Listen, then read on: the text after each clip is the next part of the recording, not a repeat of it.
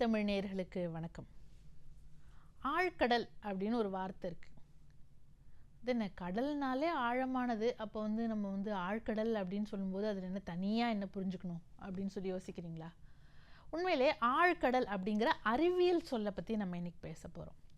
அறிவியல் ரீதியாக deep C அப்படின்னு சொல்லப்படக்கூடிய ஆழ்கடல் அப்படிங்கிறது எங்கேருந்து தொடங்குது? 200 மீட்டர் கீழே ஆழத்துக்கு போனால் அந்த இடம்தான் ஆழ்கடல். இப்போ முதல் 200 மீட்டர் வரைக்கும் இருக்கக்கூடியது ஆழ்கடல் அப்படின்னு சொல்லி அறிவியலாளர்கள் சொல்கிறதில்ல. அதனால் அந்த 200 மீட்டர் அது என்ன ஒரு வரையறை அப்படின்னு பார்த்தீங்க அப்படின்னா, சூரிய ஒளி கடலை பொறுத்த வரைக்கும் 200 மீட்டர் வரைக்கும் தான் தெளிவாக துல்லியமாக உள்ளே போகும். அதுக்கு கீழே சூரிய ஒளி கொஞ்சம் கொஞ்சமாக குறைஞ்சிக்கிட்டே வரும். அப்போது எந்த ஒரு இடம் வரைக்கும் சூரிய ஒளி கரெக்டாக படுதோ அது ஆழ்கடல் கிடையாது. அதுக்கு கீழே இருக்கிற மொத்த பகுதியையும் ஆழ்கடல் அப்படின்னு சொல்லி சொல்கிறாங்க. இதுலேயே பல அடுக்குகள் இருக்குது. அதில் அந்த ஆழ்கடலில் இருக்கிற முதல் அடுக்கு என்ன அப்படின்னா, நம்ம ட்வைலைட் ஜோன் அப்படின்னு சொல்லி சொல்கிறோம். ட்வைலைட் அப்படிங்கிற அந்த ஆங்கில வார்த்தை ரொம்ப அழகான வார்த்தை அப்படின்னு எனக்கு தோணும். ஏன்னா நம்ம விடிய கால நேரம் இல்லை அப்படின்னா அந்த அந்தி மாலை நேரத்தில் இன்னும் முழுக்க சூரியன் மறைஞ்சிருக்காது, ஆனால் முழுக்க இரவு வந்திருக்காது. அப்படிங்கிற ஒரு அந்தி மாலை நேரத்தில் இருக்கிற ஒளியை நினச்சி பாருங்கள். அதே மாதிரி காலையில் நைட்டு முழுசாக அப்படியே முடியலை, சூரியனும் முழுசாக எல்லா இடமும் வெளிச்சமாகவும் ஆலை, அந்த மாதிரியான நேரத்தை நினச்சி பாருங்களேன். அப்போ இந்த 2 காலகட்டங்கள்லேயும் எப்படிப்பட்ட ஒளி இருக்கும்? அது முழுமையான ஒளியா முழுமையான இருளா? ரெண்டுமே இல்லை இல்லையா? அந்த ஒரு ஒளி இருள் கலந்த கலவையை தான் ட்வைலைட் அப்படின்னு சொல்லி சொல்கிறாங்க.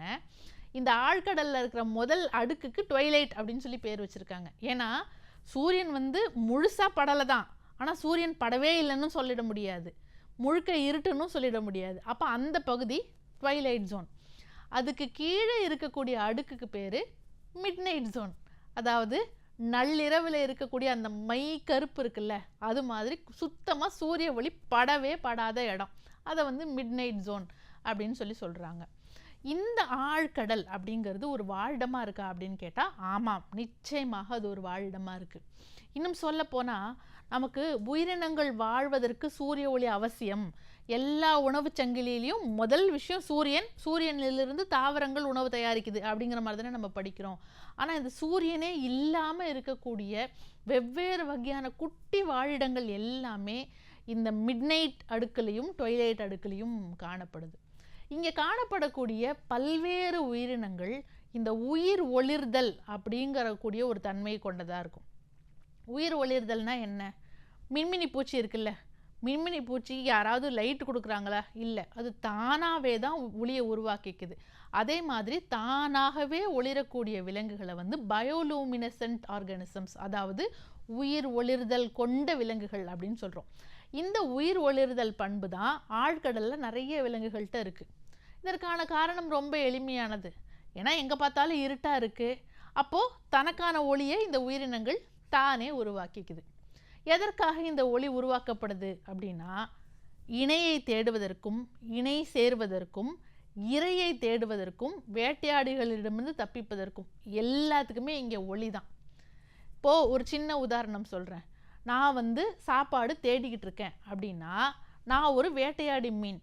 அப்போ நான் இங்கே இருக்கேன் அப்படிங்கிறது ஏதாவது ஒரு விஷயத்தில் காமிச்சு அதை வைத்து இறை விலங்குகளை ஈர்த்து என் பக்கத்தில் வர வச்சு சாப்பிட்ணும். அதுக்கு நான் என்ன பண்ணுவேன்? லைட்டை பயன்படுத்திக்குவேன், அதாவது ஒளியை பயன்படுத்துவேன். அதற்காக உயிர் ஒளிர்தல் பயன்படுது. நான் ஒரு குட்டி மீனாக இருக்கேன் அப்படின்னா, நான் இங்கே இருக்கிற மாதிரி வேட்டையாடி மீன் நினச்சிக்கணும், ஆனால் நான் இங்கே இருப்பேன் அப்படின்னா அப்போ ஒளியை வைத்து ஒரு விளையாட்டு நடத்தணும். அதற்கும் உயிர் ஒளிர்தல் பயன்படுது.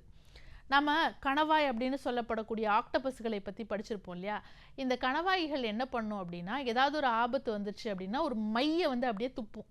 அந்த மையை பார்த்து என்ன அது ஒரே கருப்பாக இருக்குது அப்படின்னு சொல்லி வேட்டையாடிகள் குழம்பிட்டு இருக்கும்போதே அப்படியே இந்த ஆக்டோபஸ் தப்பிச்சு போயிடும்.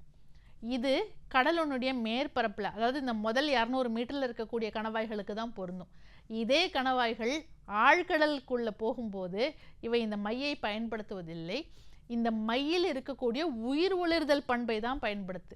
அப்போ என்ன பண்ணுன்னா, மையை விடாது, நிறைய வெளிச்சமாக இருக்கக்கூடிய ஒரு திரவத்தை உமிழும்.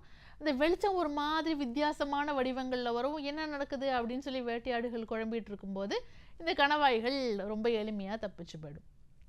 இந்த ஆழ்கடல் பகுதிகளை பொறுத்த வரைக்கும் ஒரு மிகப்பெரிய தட்டுப்பாடு இருக்கும்.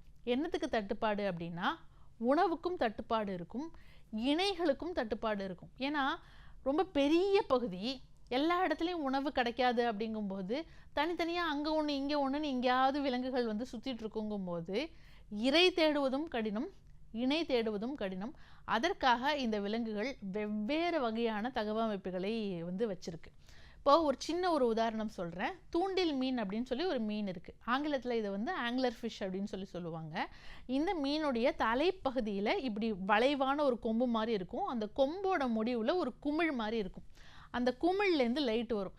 கிட்டத்தட்ட ஒரு தொங்குற லைட் பல்பு மாதிரி அப்படின்னு நீங்கள் நினச்சிக்கோங்களேன். அப்படிதான் இந்த லைட் இப்படி ஆடிட்டே இருக்கும். சில நேரங்களில் அந்த லைட் வந்து தொடர்ந்து வரும், சில நேரங்களில் அந்த லைட் வந்து வந்துட்டு போகும். ஒரு லோ வோல்டேஜில் பல்பு வந்து மினுக்கிட்டே இருந்தால் எப்படி இருக்குமோ அந்த மாதிரி இருக்கும்.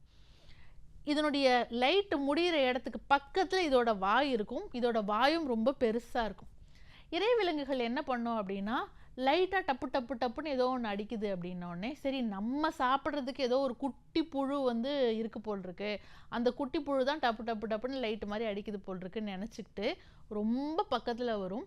அந்த லைட்டுக்கு பக்கத்தில் வரும்போதே இந்த மீன் அப்படியே வாயை திறந்து இந்த இறைவிலங்குகளை வந்து முழுங்கிடும். இந்த மாதிரி இறை தேடுவதற்கும் சரி, இணை தேடுவதற்கும் சரி, எல்லாத்துக்குமே இங்கே ஒளி தான் பயன்படுது. இங்கே இருக்கக்கூடிய விலங்குகளுக்குடைய முக்கியமான உணவு என்ன அப்படின்னு பார்த்தீங்க அப்படின்னா, மரைன் ஸ்னோ, ஆங்கிலத்தில், தமிழில் கடல் பனிப்பொழிவு. அது என்னது மரைன் ஸ்னோ, கடலுக்குள்ளே பனி பெய்யுமா அப்படின்னா, ரொம்ப கவித்துவமான ஒரு பெயர் தான் வச்சுருக்காங்க அப்படின்னு சொல்லணும். அதாவது மேலே கடல் பரப்பில் இருக்கக்கூடிய விலங்குகள் வந்து ஒன்று கடித்து சாப்பிடும்போதோ, அங்கே இருக்கக்கூடிய விலங்குகள் ஏதாவது இறக்கும் போதோ அது கொஞ்சம் கொஞ்சமாக சிதைந்து துகள் துகள் துகளாக அப்படியே கீழே வரும்ல, அது வந்து ஒரு பனி பொழியிற மாதிரி இருக்கான். அந்த விஷயத்தை வந்து ஆழ்கடலில் இருக்கக்கூடிய விலங்குகள் வந்து சாப்பிட்டுக்கும். அதை தான் இவங்க வந்து ரொம்ப கவித்துவமாக மரைன் ஸ்னோ அப்படின்னு சொல்லியிருக்காங்க. ஆனால் உண்மையிலே இது பனியெல்லாம் கிடையாது, விலங்குகளுடைய உடலினுடைய சிதைந்த சின்ன சின்ன துணுக்குகள் தான். இந்த ஆழ்கடலில் வெவ்வேறு வகையான தனிப்பட்ட வாழிடங்களும் இருக்குது. இந்த மாதிரி தனியாக சுற்றிட்டு இருக்கக்கூடிய விலங்குகளும் இருக்குது. இந்த விலங்குகள் நம்ம முன்னாடியே பார்த்த மாதிரி உயிர் ஒளிர்தல் பண்பு கொண்டவையாக இருக்கும். பெரும்பாலான ஆழ்கடல் விலங்குகள் சிவப்பு நிறம் கொண்டவையாகவும் இருக்கும். அது அந்த இடத்தினுடைய சூழலுக்கு மிக பொருந்தக்கூடியதாக இருக்குங்கிறதுனால பெரும்பாலான ஆழ்கடல் மீன்கள் ரொம்ப அடர் சிவப்பு நிறம் கொண்ட மீன்களாக இருக்குது. இந்த ஆழ்கடலில் சமீப காலமாக மிகப்பெரிய ஒரு அச்சுறுத்தல் ஏற்பட தொடங்கியிருக்கு. அது என்ன அப்படின்னா, கடலுக்கடியில் இருக்கக்கூடிய கனிம வளங்கள் மீதான மனித இனத்தினுடைய ஆசை. நம்ம வந்து நிலத்தில் வந்து சுரங்கம் அமைப்பது பற்றி கேள்விப்பட்டிருக்கோம் இல்லையா?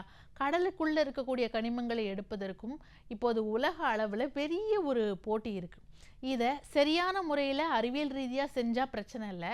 ஆனால் அறிவியல் ரீதியான ஆய்வுகள் செய்யாமல் அந்த கனிமங்களை நம்ம எடுக்க ஆரம்பிக்கும் போது ஆழ்கடல் விலங்குகள் மிக மோசமாக பாதிக்கப்படும். ஏற்கனவே சில இடங்களில் கனிம செயல்பாடுகள்னால ஆழ்கடல் விலங்குகள் பாதிக்கப்பட்டிருக்கு அப்படிங்கிறதையும் விஞ்ஞானிகள் சொல்கிறாங்க. அப்போது மனித இடத்தினுடைய செயல்பாடுகளுடைய தாக்கம் ஆழ்கடல் வரைக்கும் போயிருக்கு அப்படிங்கிறது தானே இந்த ஆய்வுகள் காட்டுது.